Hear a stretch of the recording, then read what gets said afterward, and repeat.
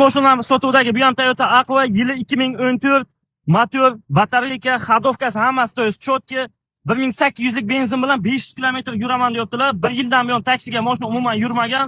Zimni rezinlar уже qo'yilgan. Taksichi akalar olaman desa, to'g'ri salonlari ham уже normalniy ufajil qo'yilgan.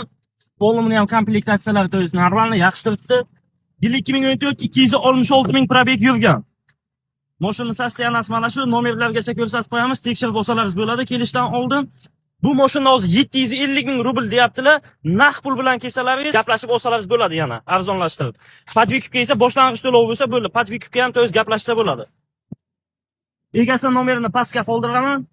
Yana bitta aytaman, mashina yili 2014, batareyka, xadovka, motor hammasi to'g'ri 100% javob deyaptilar. И все, 266 ming probeg. Hammasi chotga. Mashina Vladivostokka shaharga turibdi. Bemalol svязga chiqasizlar.